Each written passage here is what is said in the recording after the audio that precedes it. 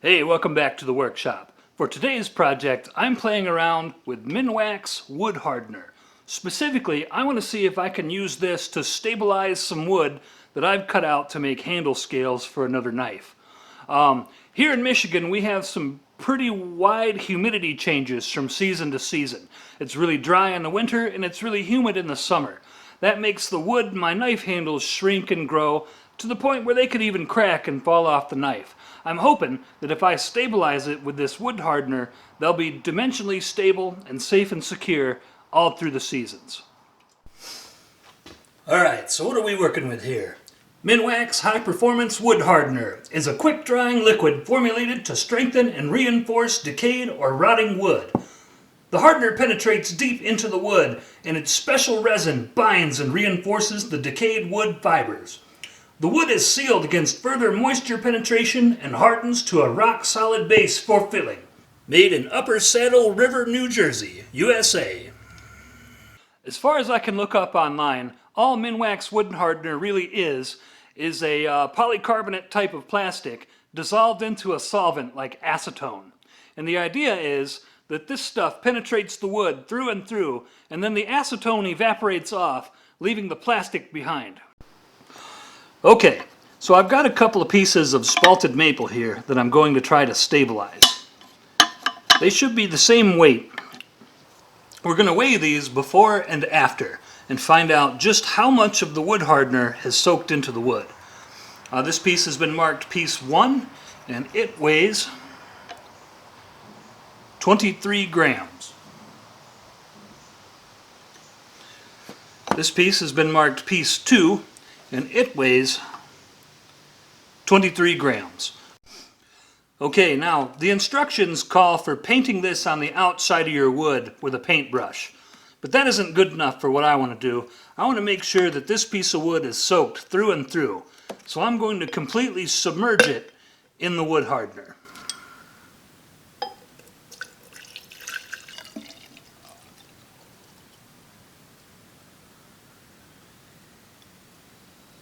Okay, that piece of wood is now completely submerged in the wood hardener. I'm going to go ahead and cap this up and set it aside for a couple of days to really give it a chance to soak in.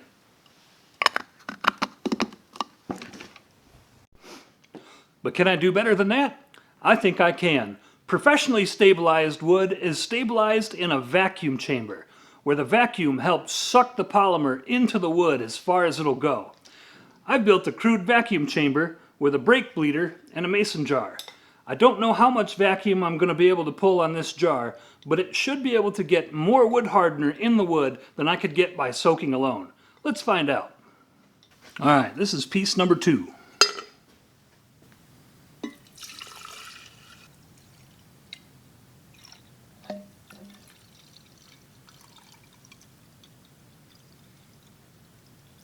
Alright, we've got a bit of a problem here. This piece of wood wants to float in the wood hardener. It probably won't float after it's soaked through and through, but for now I need to get something to hold it down with. This piece of scrap wood should do it. Yeah, that'll be good enough. Hopefully I don't suck up a bunch of the wood hardener into my vacuum pump. It looks like that's going to happen. I'm going to have to take some of the hardener out of there and try again. So let's see what we get. Oh yeah, almost immediately bubbles start flying out of this stuff. Oh, that's cool. Check that out. So the thought here is that if air is coming out, wood hardener is going in. So I need to suck as much air out of this as I can.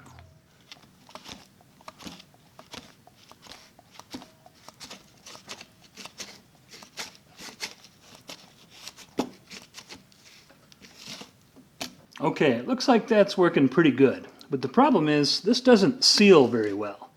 I can pull vacuum on it, but it doesn't hold for very long. I don't think that matters in this case all that much. I can just keep pumping this every couple of minutes and come back and pump it again and come back and pump it again.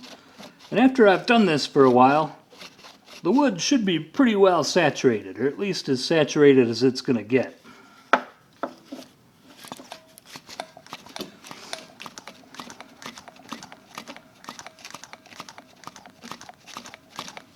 And we can see that after only being in here under vacuum for a few minutes, the wood scale no longer floats.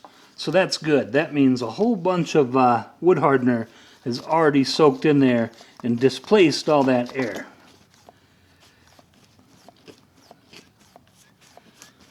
Interestingly, as we pull vacuum on it, it pops back up to the top. Yeah, look at all those bubbles. This has got a whole lot longer to go.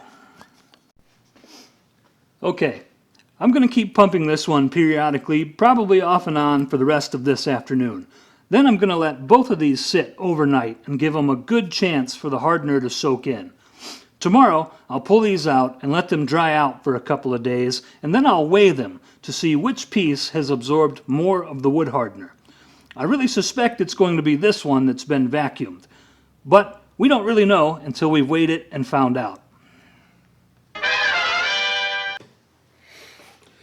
Okay, so it's been 24 hours. Both of these pieces of wood have had a good long time to soak, and I think at this point they've probably absorbed about as much wood hardener as they're going to absorb. I should point out that the one we put in the jar just to soak on its own no longer floats in the liquid, so that's good. That means we've at least got a little bit of wood hardener in here. It's better than it was. This one we've pulled under vacuum for several hours, several times, and even though this doesn't hold a good vacuum for very long, I think we should have more wood hardener in here than in this one. So the next thing to do is pull these out and let them dry out for a couple of days. We're going to let all of the solvent evaporate out of here, and then we're going to weigh them again and see what the result is.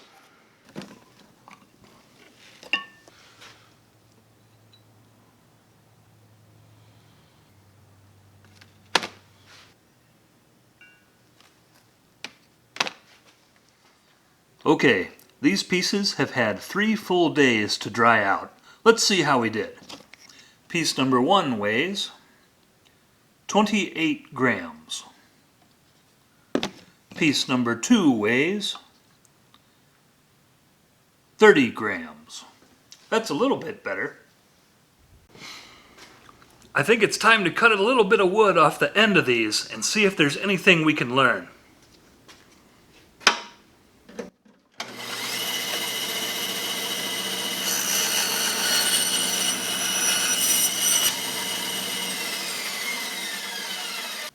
Okay, when I look at the cut ends of these, the color is really continuous all throughout, and that's good. That tells me that we've probably got good plastic penetration all the way through and through both of these pieces of wood. This is piece 1, this is piece 2, and they both look really similar. Had I not got good penetration of the wood hardener, I would expect to see a darker ring around the outer edges with a light spot in the middle. And since I don't have that here, I'm pretty confident that I've got wood stabilizer into this wood all through and through. So I guess that's about it for this project. Does Minwax Wood Hardener work? I'd have to say yes. Yes, it does. Does soaking this in a vacuum chamber put more wood hardener into the wood than you could get from just plain old soaking alone? Yes. Yes, it does. However, it doesn't really pull in as much as I thought it was going to. And I think if I had a stronger vacuum chamber, this could get a lot better. So I hope you found that interesting, and I'll be right back here in the workshop with another project just as soon as I can. See you then.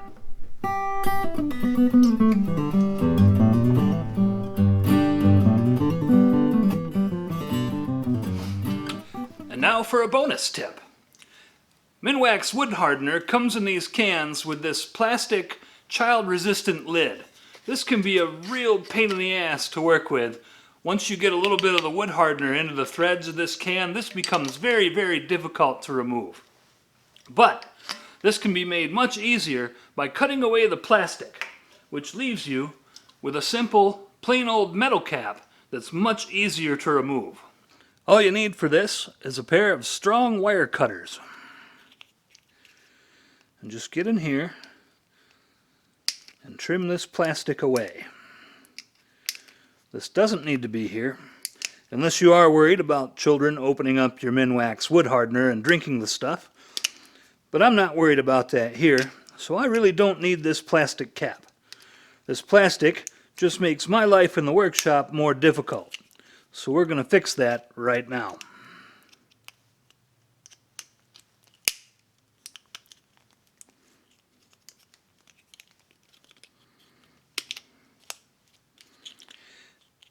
And just like that, one easy to use metal cap.